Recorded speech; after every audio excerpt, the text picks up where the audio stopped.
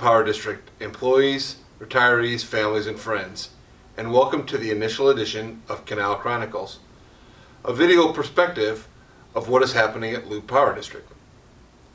With these videos, we hope to tell people what's going on at Loup Power District, as well as to inform everybody of what happened at our monthly board meetings.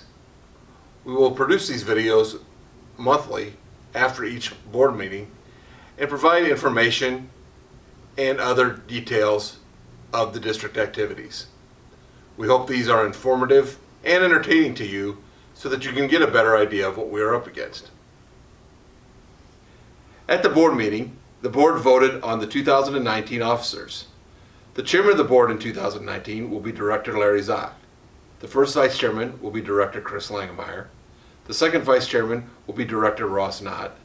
The secretary will be Director Alan Drews. And the treasurer will be Director Dick Tooley. Management looks forward to working with this board as we set our agenda for 2019. In November, during the general election, Directors Mike Fleming and Director Robert Serve were re-elected to serve on the board, and Steve Haysacker from Humphrey was elected to fill the seat currently being served by Director Francis Sand, who decided not to rerun for election.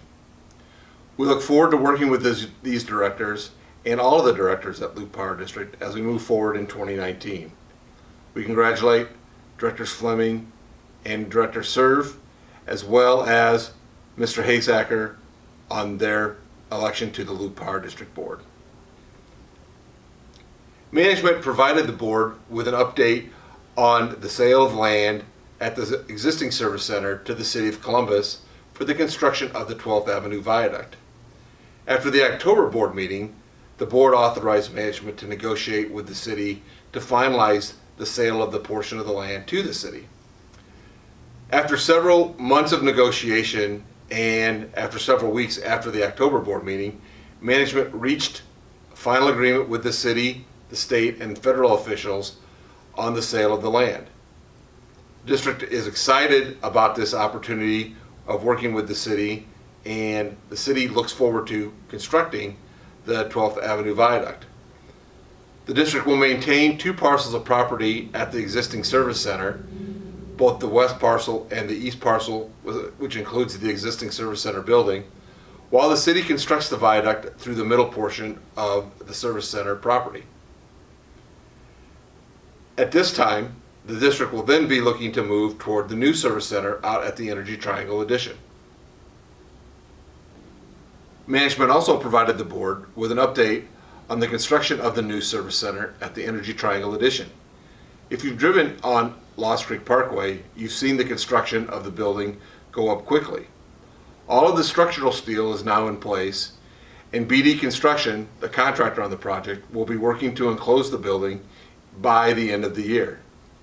In addition, a substantial amount of concrete has been poured at this location in order to prepare for winter construction, which will mostly be on the inside of the building. At this time, we are scheduled to move into the new service center by October of 2019.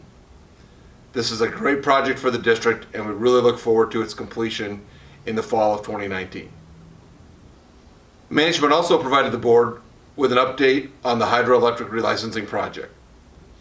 In late October, management held a conference call with the Federal Energy Regulatory Commission, the United States Fish and Wildlife Service, and the Nebraska Game and Parks to discuss temperature restrictions in the Platte River and the reduction of flows in the canal, which created the fish kill that occurred in July of 2017.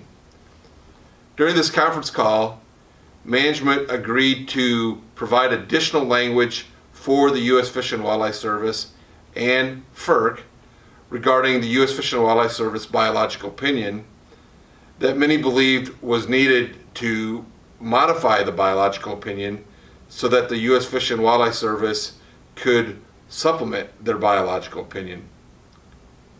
Management continues to work with FERC and the U.S. Fish and Wildlife Service on other low water flow issues and waits on FERC to approve the Operation Monitoring Compliance Plan and the Recreation Management Plan.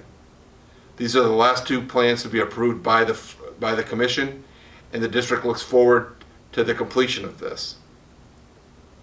Additionally, management informed the board of the current status of the pending interbasin transfer of water from the Platte River to the Republican River that Central Nebraska Irrigation and Public Power District, as well as several natural resource districts, have filed an application for at the Department of Natural Resources.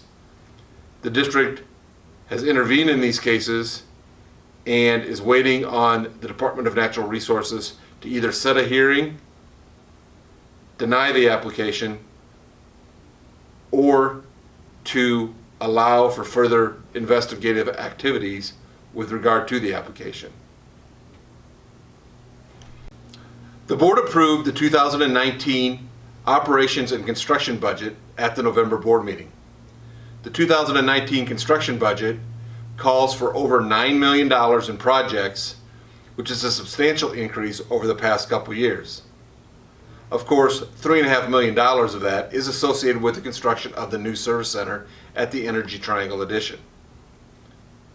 Additionally, there was a substantial amount of money included in the budget for continuing updates of the district's metering system to a new automated metering infrastructure system that will allow advanced read-in and read-outs during a month, and the ability to monitor outages and provide better reliability to the district's customers.